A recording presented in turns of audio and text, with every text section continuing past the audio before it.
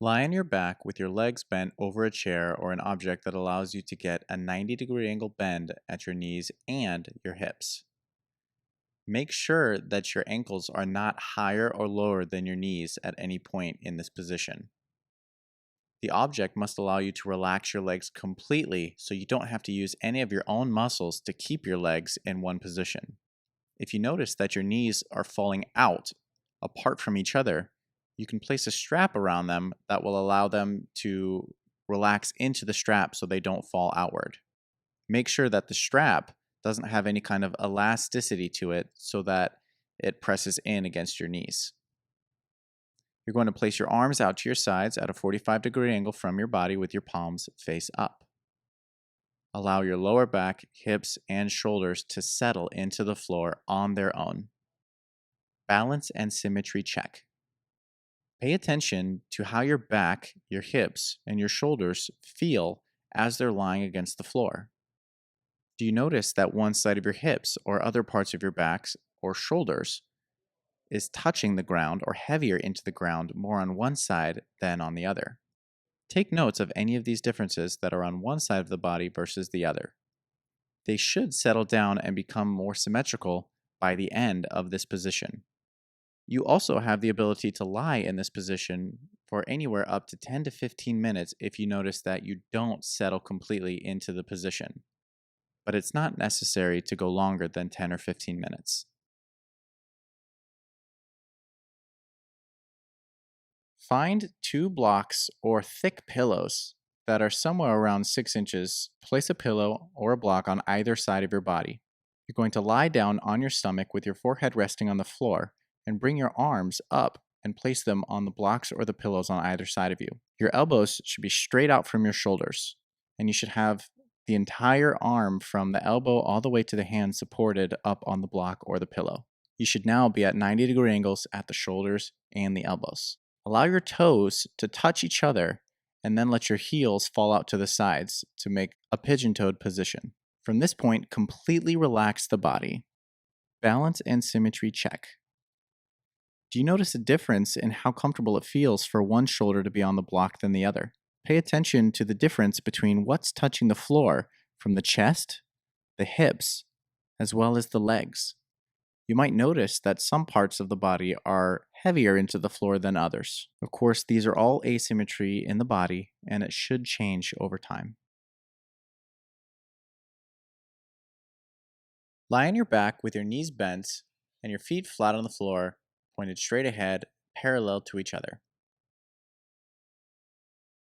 Put a block or a pillow between your knees. Make sure that the block or the pillow is between 4 to 6 inches in diameter, and that the block or the pillow is firm enough so that when you press in against it, it doesn't have the ability to actually squish in. Bring your arms out to your sides at a 45-degree angle from your body with your palms face up. Using about half of your strength, squeeze your knees inward into the block and then release, on and off. You should feel the work in the muscles on the insides of your legs as well as the hip flexors. Balance and symmetry check. Do you feel muscles working in one side of the body that are not working the same in the other side of the body? Do you feel like one leg is pushing into the block or the pillow firmer than the other leg? Or do you feel like the timing of how they press into the block is off? Either way, take notes and recognize that this should change and become more symmetrical from left to right as time goes on. Maintain a constant inward pressure on the block or the pillow throughout the position. Place your elbows straight out to your sides where your elbows are just about at shoulder height. You're going to bend your arms so that your hands go up towards the ceiling and you now have a 90-degree angle at the elbows and at the shoulders. Squeeze or glide your shoulder blades together gently and then relax. In order to help you with this movement, you can press your elbows lightly into the ground every time you glide your shoulder blades together. You should only be doing this movement using about half of your strength. Balance and symmetry check. Take notes and pay attention to the differences in how one shoulder blade moves versus the other. Do you notice other parts of your back that are affected every time you do the press? Do you find it easy or difficult to get your shoulder blades to glide back together? As always, these are asymmetries showing up and should even out over time.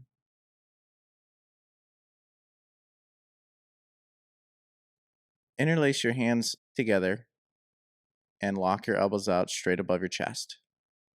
Make sure that your elbows are completely locked and straight throughout the entire exercise. Keep your shoulders relaxed on the floor as much as possible.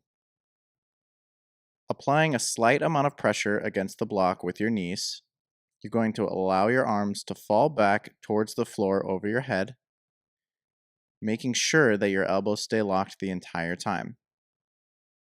Go down as close to the floor as you can go, where you do not have to apply any actual effort in order to get there. As soon as you feel limitation in your shoulders, stop there and bring your arms back up over your chest. You're going to be moving back and forth slowly between these 2 points. Also, make sure that you only let your arms go down towards the floor as far as you can go, where you notice that your back does not arch during that time.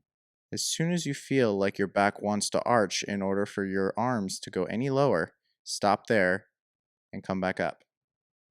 Balance and symmetry check. Do you notice a difference with how one arm moves as opposed to the other? Maybe a difference in the way that you feel that your shoulder blades move as you're going down towards the floor. This is asymmetry showing up in the shoulders and should even out over time.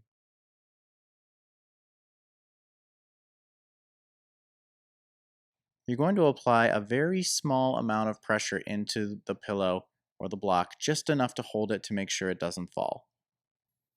Bring your arms out to your sides with your palms face up. They should be at about a 45-degree angle from your body. Throughout the position, make sure that your upper body, your head, neck, and shoulders all stay relaxed throughout the entire position. By pressing both feet into the ground, lift your hips straight up into the air, maintaining pressure of the block the entire time. Once you get to the top, lower yourself back down until your hips hit the floor. Make sure that the movement is done in a smooth, controlled fashion. Try not to get this confused with a typical floor bridge that you'll see in a gym, where the design is to squeeze your glute muscles and tuck your pelvis in order to lift. What you actually are looking for is lifting your hips straight up, enough to where you even get an arch in your lower back.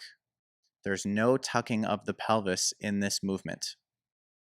You will feel the work in the glute muscles, potentially the hamstrings, a little bit of the back as well. If for any reason you're doing this position and you feel any kind of discomfort happening that doesn't seem to be changing, you can also try doing this movement with a strap around the knees instead of a block.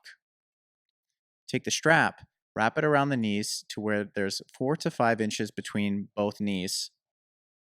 You're going to allow your knees to press out lightly against the strap, almost just enough to let them fall out into it, and perform the movement exactly the same. The strap should not have any ability to stretch or give. It needs to be firm so it doesn't move as you press into it. Take notes of whichever one felt better or felt more symmetrical. You'll continue using that throughout the sequence. Balance and symmetry check. Pay attention to the difference between the muscles that are working in one leg versus the other. Do you feel like one hamstring, one glute, or one part of your back works more than the other side? Do you feel a difference in how your feet are pressing against the floor as you do the lift? You might also feel a stretch or some type of activity in the front of your body around the muscles of the upper thighs or the hips. You might feel more working on one side than the other. Pay attention, take notes of the differences that you find, and then note how they change as you continue going through the program and continue doing the movement. Lie on your back with your knees bent and your feet flat on the floor. ankles, knees, and hips should be in line. Make sure your feet are parallel to each other and straight. Place a strap around your legs just above your knees. The strap should allow 4 to 6 inches of space between your knees and should be a firm strap. There shouldn't be any give or elasticity to the strap. Place your arms out to your sides at a 45-degree angle from your body, palms face up. Press your knees out into the strap on and off, using about 50% of your overall strength. Balance and symmetry check. Pay special attention to any differences in how the pressing feels in terms of what muscles are working from left side to right side. Do you find it easier to press one leg into the strap than the other leg? These are all asymmetries showing up and should even out over time. Press and hold your knees out against the strap for the duration of this position. Bring your elbows straight out to your sides. Your elbows should be in line with your shoulders. You're going to then rotate your arms so the forearms and the hands are pointed straight up at the ceiling. There should now be a 90-degree angle at the shoulders and the elbows. Allow your hands to move into a relaxed fist. While keeping pressure on the strap, press your elbows lightly into the ground. Allow your shoulder blades to squeeze together. Make sure you're not just pressing your elbows and that your shoulder blades are actually squeezing together. Repeat this movement on and off for the recommended amount of repetitions. Balance and symmetry check. Pay attention to any differences between how one shoulder or one of your shoulder blades move compared to the other. Also pay attention to what muscles are working while you're pressing out into the strap. Take note of any asymmetries that you notice and recognize that these will change over time.